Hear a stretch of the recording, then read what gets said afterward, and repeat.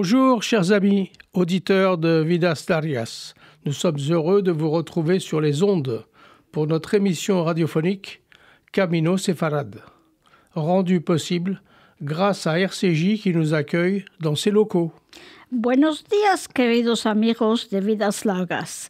Nos estamos alegrando de toparvos de nuevo en las ondas con la nuestra emisión radiofónica Camino Sefarad.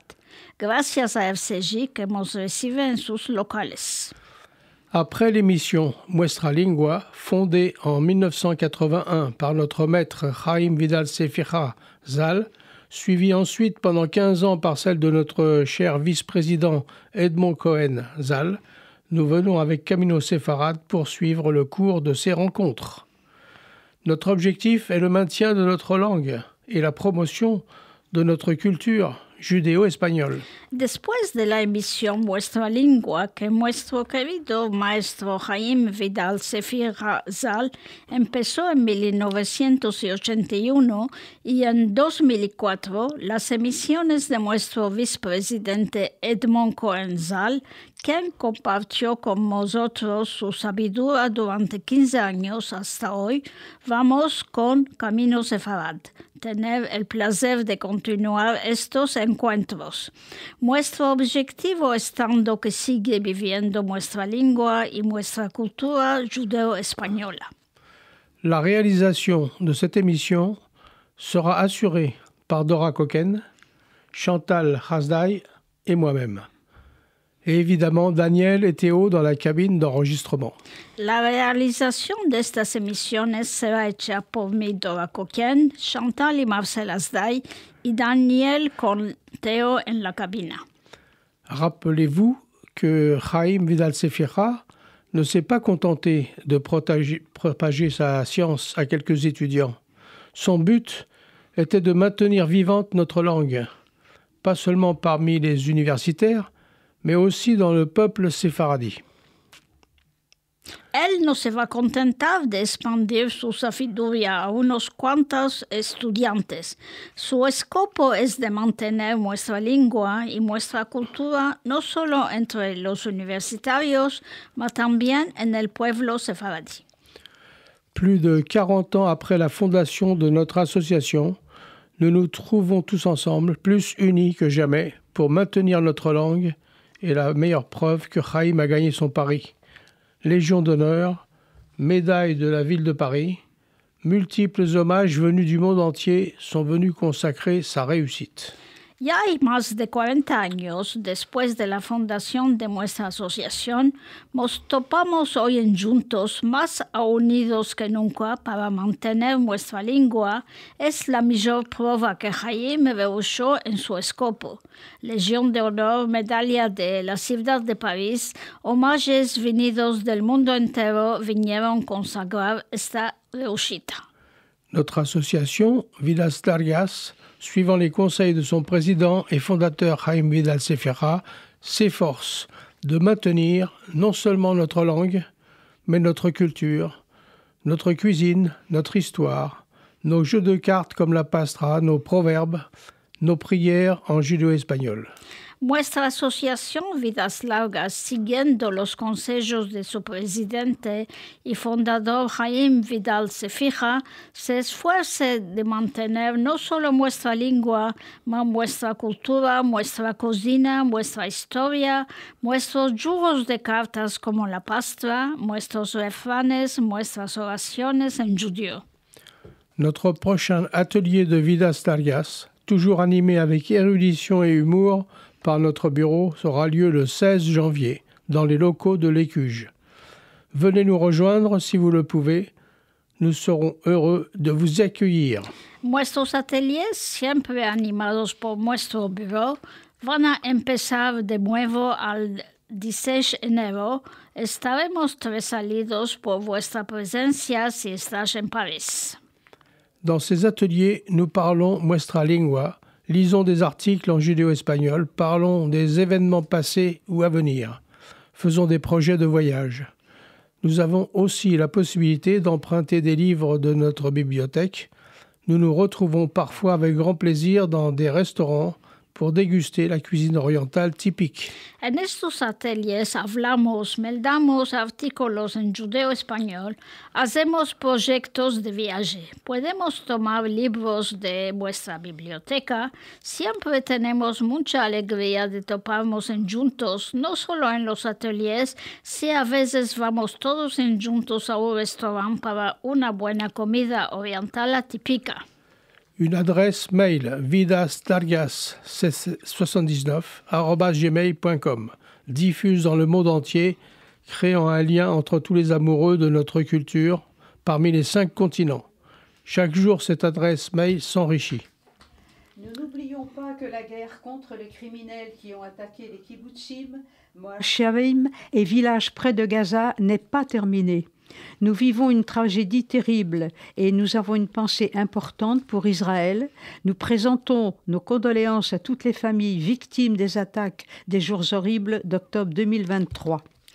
No vos olvidamos que la guerra contra los criminales que atacaron los kibbutzim, moshavim y las aldeas cercanas a Gaza no está terminado. Estamos viviendo una terrible tragedia y tenemos una pensada importante para Israel. Ofrecemos nuestro más sentido pensario a todas las familias que fueron más víctimas de los ataques durante los horribles días de octubre. Primera partida de Freud y el judaísmo de acuerdo a la conferencia del profesor Raymond Melka del 19 de diciembre en la Casa de los Señores y de la Cultura del Kazib Kojazor. Freud et le judaïsme, d'après la conférence du professeur Raymond Melka du 19 décembre dans la Maison des Seniors et de la Culture du Kazib Kojasor. Freud fue una grande figura de la historia del siglo XX y uno de los principales maestros de la psicología de nuestros días.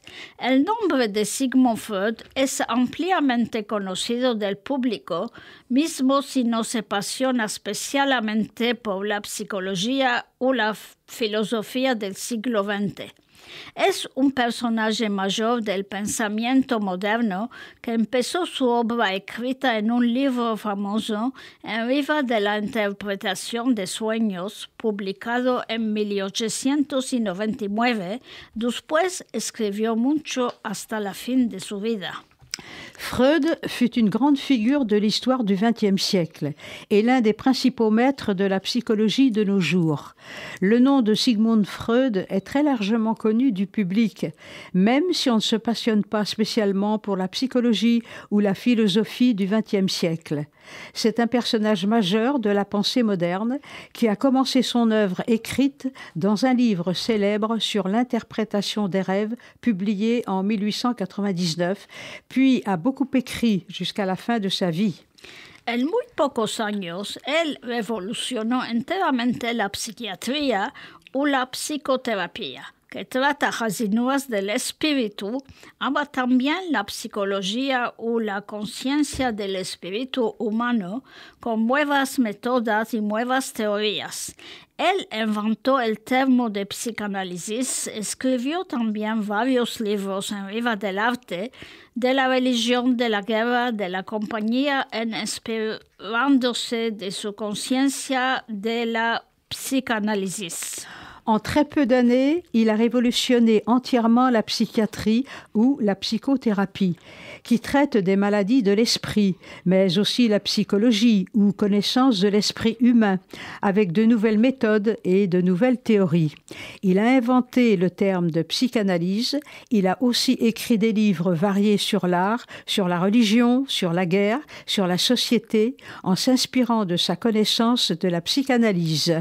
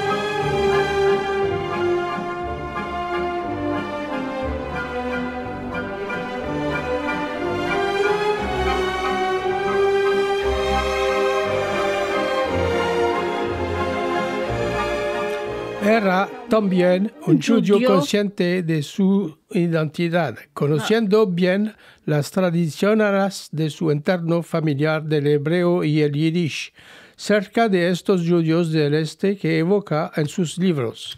Ama estaba totalmente opuesto a las creencias religiosas. Se dijo que era un judío sin Dios, todo en preservando las bases del moral judío.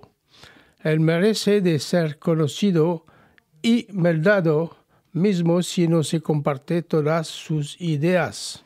C'était aussi un juif conscient de son identité, connaissant bien les traditions de son milieu familier, de l'hébreu et le yiddish, proche de ces juifs de l'Est qu'il évoque dans ses livres, mais il était totalement opposé aux croyances religieuses. On a dit de lui que c'était un juif sans Dieu, tout en conservant les bases de la morale juive. Il mérite d'être connu et lu, même si on ne partage pas toutes ses idées. Él fue fuertemente conversado de su vivo por sus teorías arriba de la psicología y sigue de ser un sujeto de controversial hoy. Ama se llega a un acuerdo para decir que él abrió la forma a nuevas terapias y a una otra idea del ser humano. Sobre todo, quiso liberar los hombres de los problemas que los atormentan y que le evitan de realizar sus vocaciones. Era antes de todo un doctor de almas que inspira hoy los psicólogos, psiquiatras u psicanalistas que quieren ayudar a los hombres y las mujeres que sufren sin mucho saber de qué.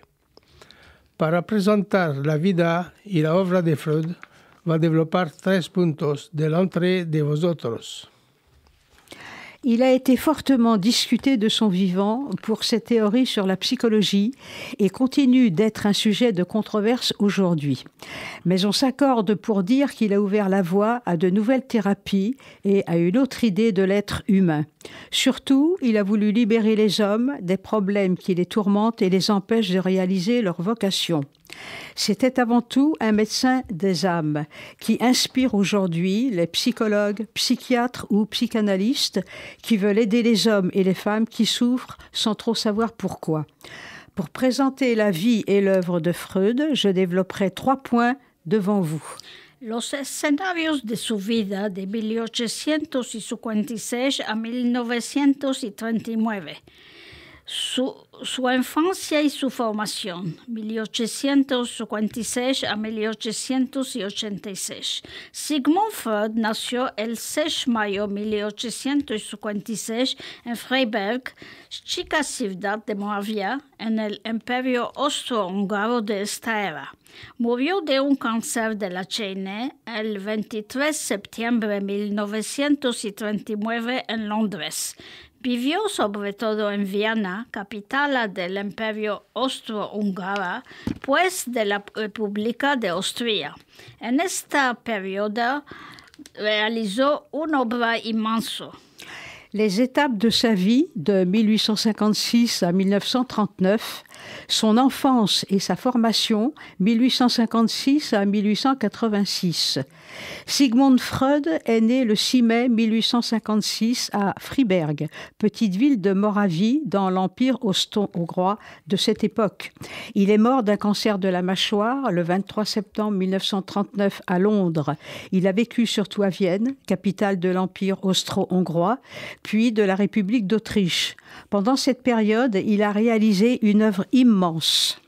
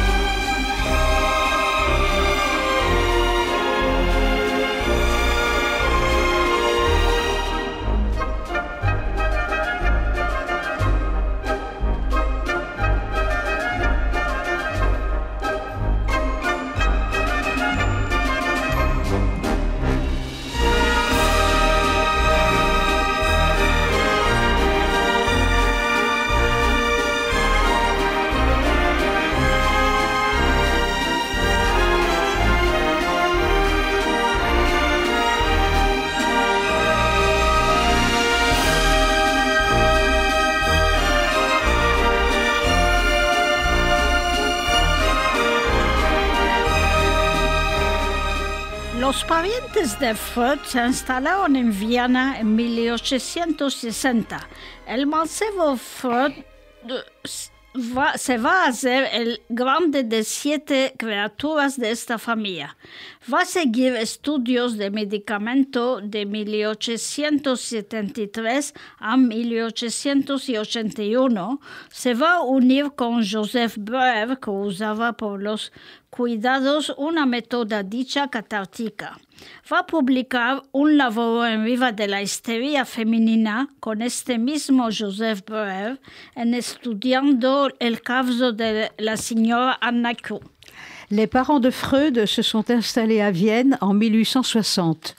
Le jeune Sigmund va devenir l'aîné de 7 enfants dans cette famille. Il va suivre des études de médecine de 1873 à 1881.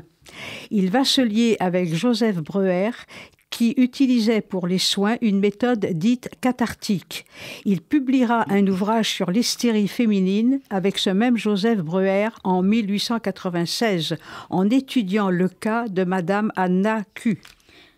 En 1882 entró al Hospital de Viena en varios servicios. En el otoño 1885 se instaló en París para laborar en viva de l'hipnose al lado del neurólogo Jean-Marie Charcot. Se empezó entonces que los recuerdos viejos aparentemente olvidados pueden ser reactualizados gracias a la hipnosis. A la fin del año 1886 se casó con Martha Bernays, que conocía desde 4 años y decidió de abrir un consultorio independiente de doctor en Viena, en Austria. En 1882, il entra dans l'hôpital de Vienne dans différents services.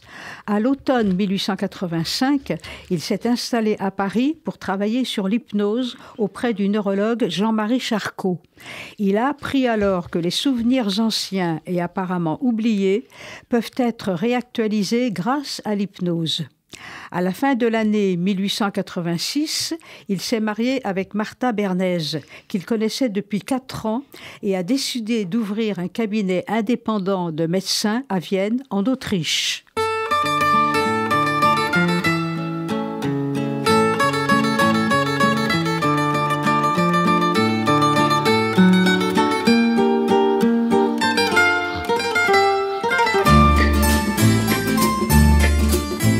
J'allais le long des rues comme un enfant perdu. J'étais seul, j'avais froid. Toi Paris, tu m'as pris dans tes bras.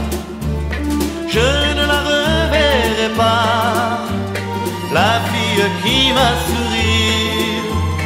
Elle s'est seulement retournée, voilà. Mais dans ses yeux j'ai compris que dans la ville de pierre, où l'on se sent étranger, il y a toujours du bonheur dans l'air pour ceux qui veulent s'aimer. Et le cœur de la ville a battu sous mes pas, de Passy à Belleville, toi Paris, tu m'as pris dans tes bras. Le long des Champs-Élysées, les lumières clignaient de l'œil. Quand j'ai croisé les terrasses des cafés, elles m'ont tendu leur fauteuil. Saint-Germain m'a dit bonjour, rue Saint-Benoît, rue du Four.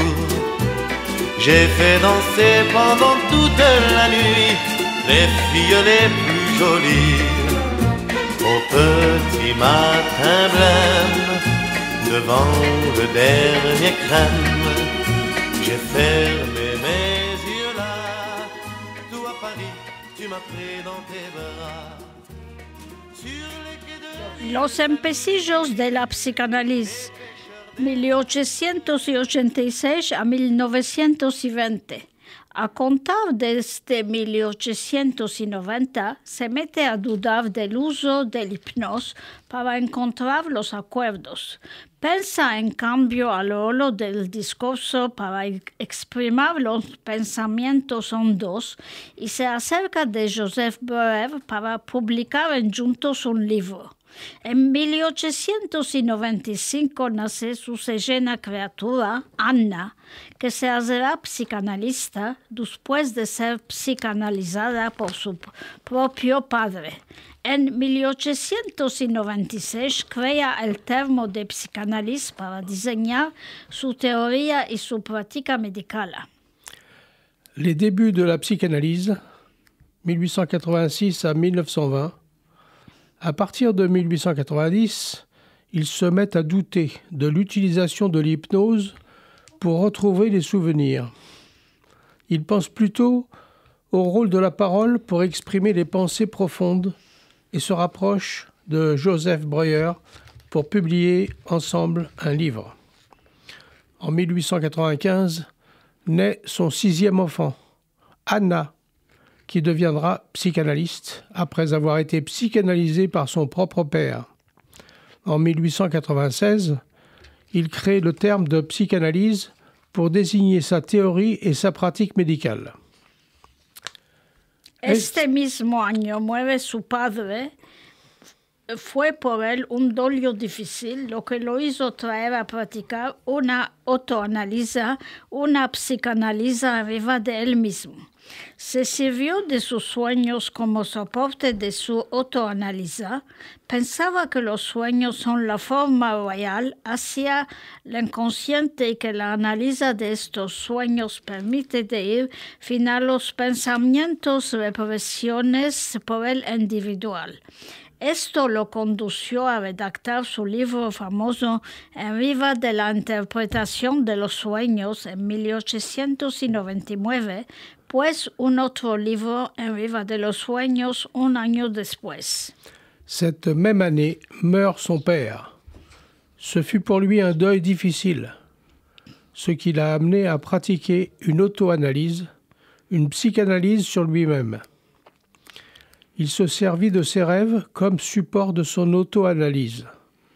Il pensait que les rêves sont la voie royale vers l'inconscient et que l'analyse de ces rêves permet d'aller jusqu'aux pensées refoulées par l'individu.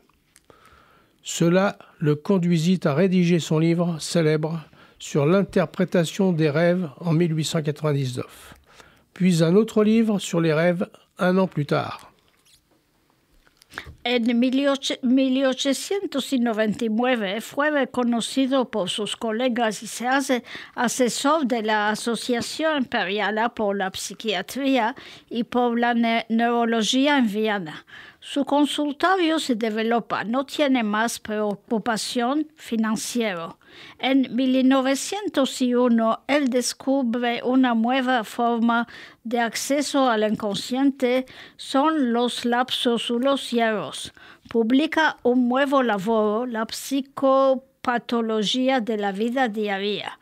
La psicanálisis no es más simplemente una terapia, además se hace una análisis de comportamientos humanos los más corrientes, los de la vida diaria. En 1899, il est reconnu par ses collègues et devient assesseur de l'Association impériale pour la psychiatrie et pour la neurologie à Vienne. Son cabinet se développe et il n'a plus de soucis financiers. En 1901, il découvre une nouvelle voie d'accès à l'inconscient. Ce sont les lapsus ou les erreurs. Il publie un nouvel ouvrage, La psychopathologie de la vie quotidienne. La psychanalyse n'est plus simplement une thérapie, mais devient une analyse des comportements humains les plus courants, ceux de la vie quotidienne.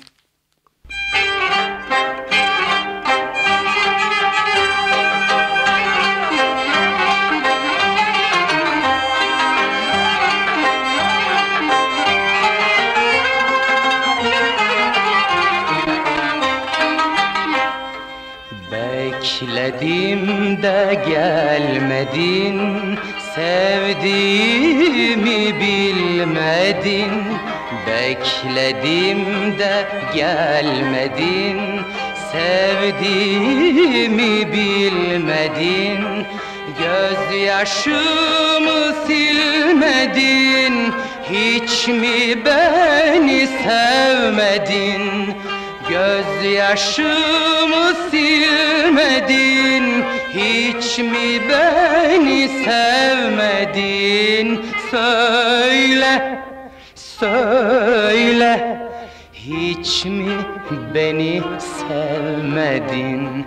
Söyle, söyle, hiç mi beni sevmedin?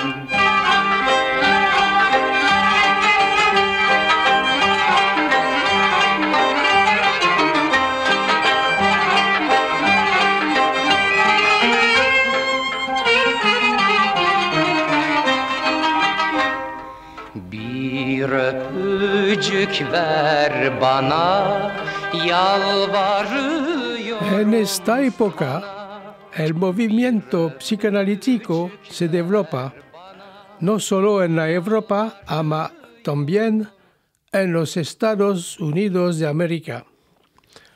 En 1902 se crea la Compañía Psicológica de Viena que reúne cada semana Freud con los seguidores de la psicanálisis. Los psicanalistas fin a hoy forman parte de tales compañías u asociaciones por su formación y por sus intercambios.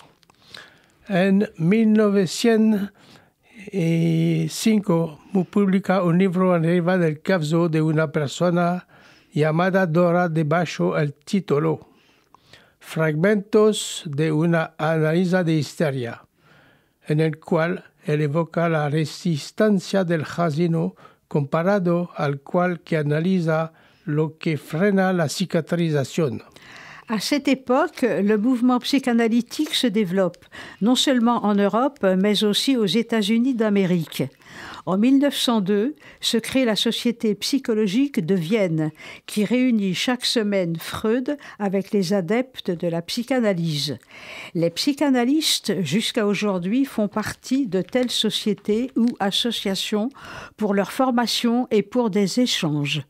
En 1905, il publie un livre sur le cas d'une personne nommée Dora, sous le titre « Fragments d'une analyse d'hystérie », dans lequel il évoque la résistance du patient par rapport à celui qui l'analyse, ce qui freine la guérison.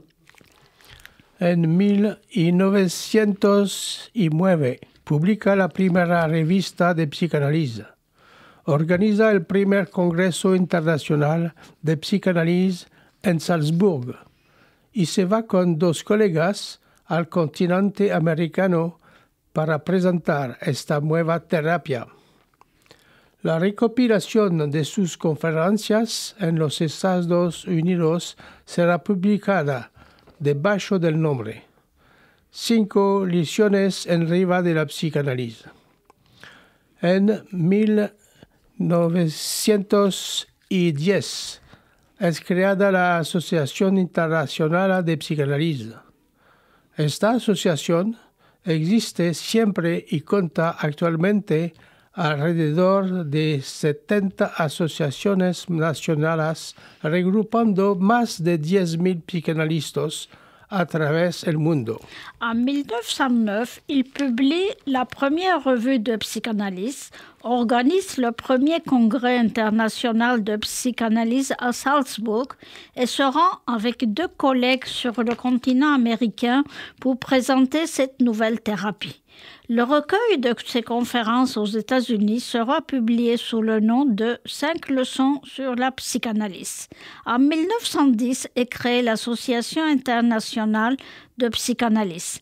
Cette association existe toujours et compte actuellement environ 70 associations nationales regroupant plus de 10 000 psychanalystes à travers le monde.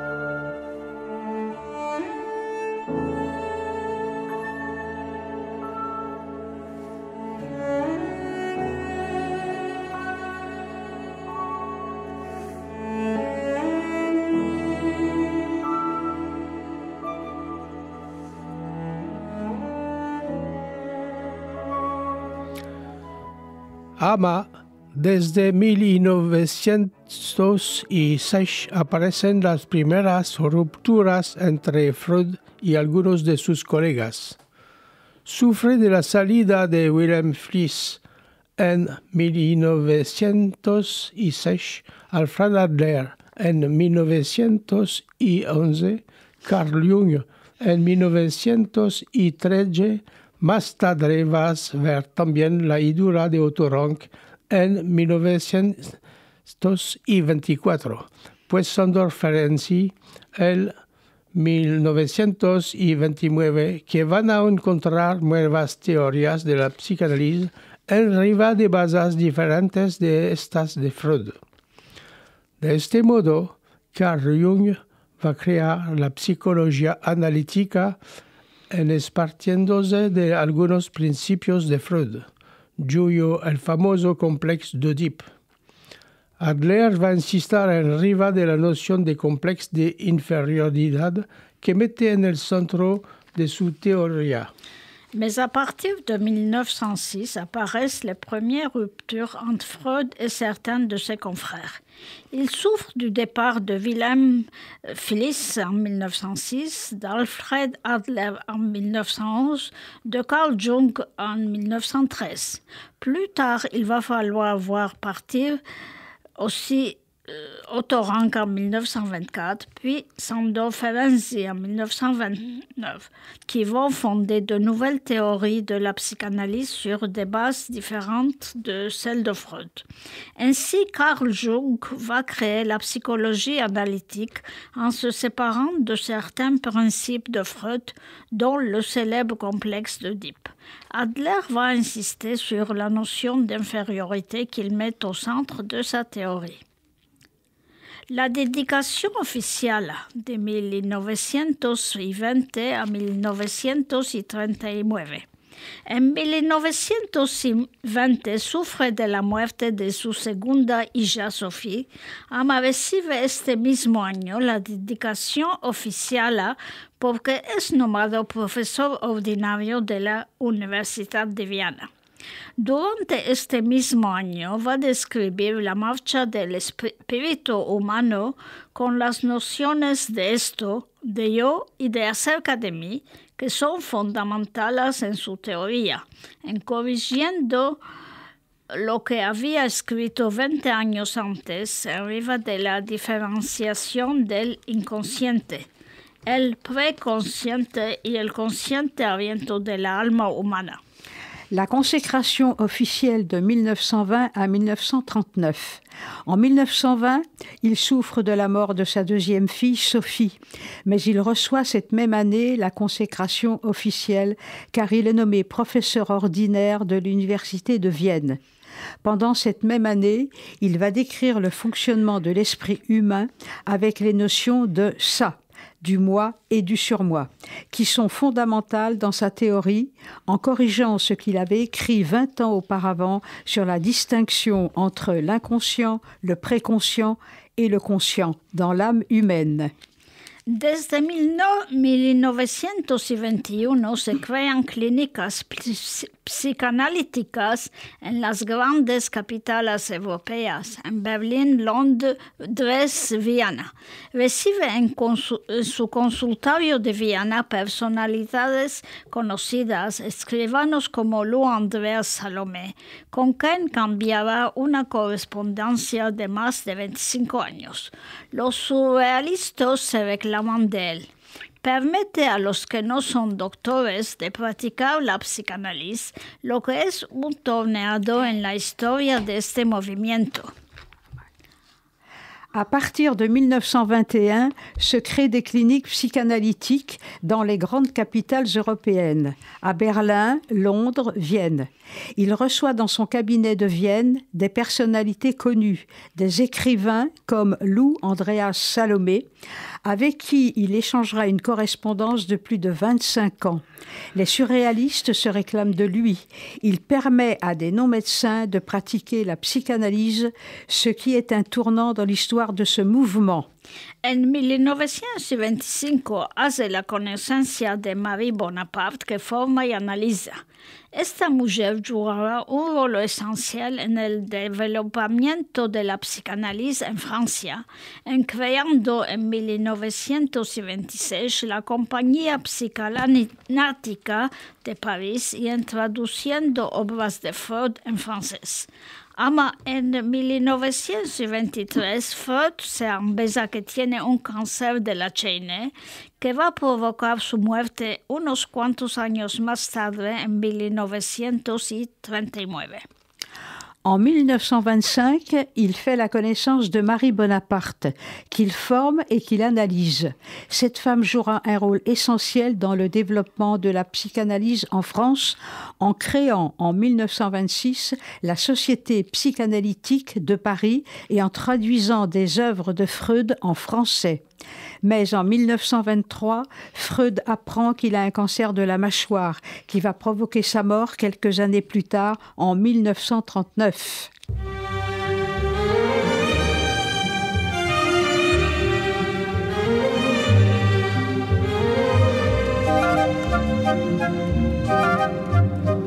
Abrí tu puerta cerrada, que en tu balcón luz no hay. El amor a ti te vela. Partimos rosa de aquí.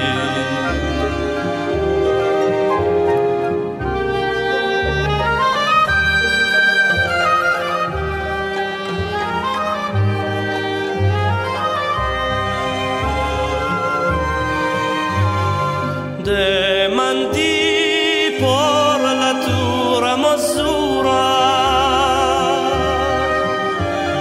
como te la dio el Dios. La hermosura tuya es pura, la merezco solo yo. Abrí tu puerta cerrada, que en tu balcón luz no hay. El amor a ti te vela. Partimos rosa de aquí.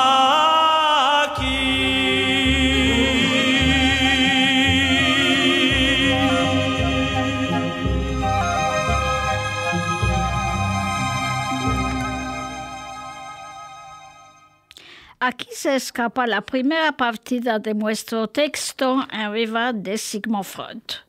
Ainsi se termine la première partie de notre texte de Sigmund Freud.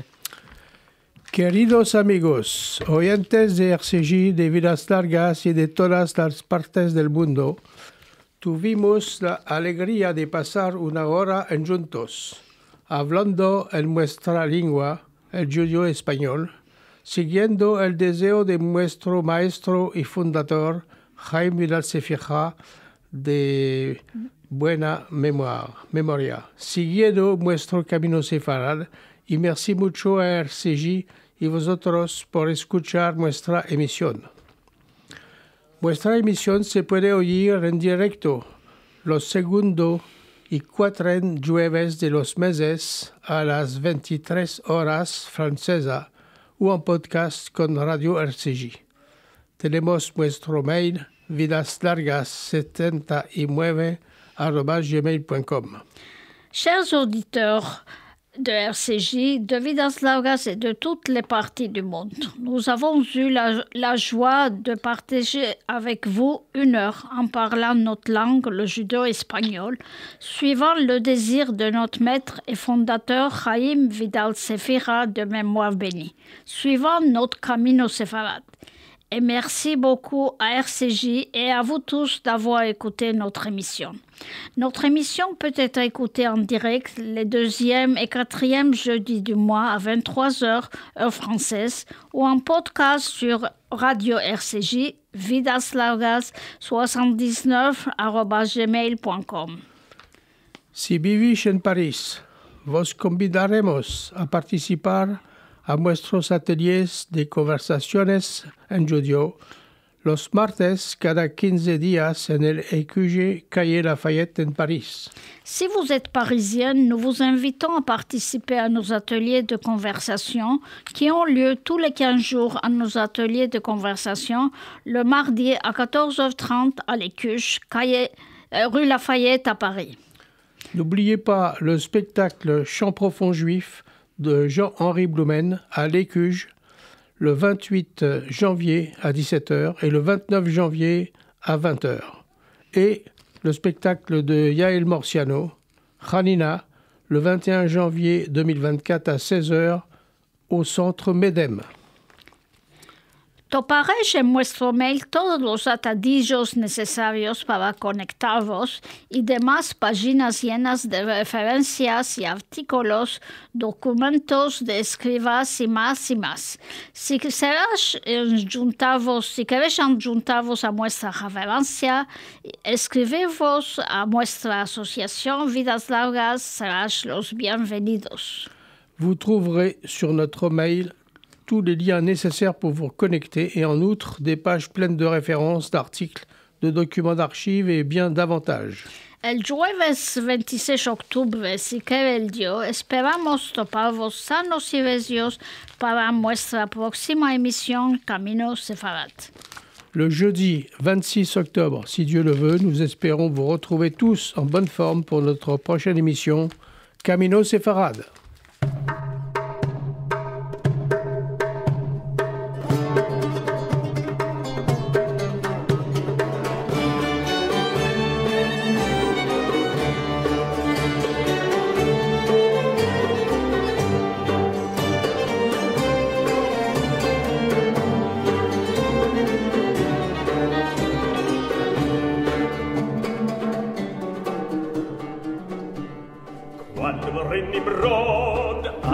Salía, miraba en el cielo y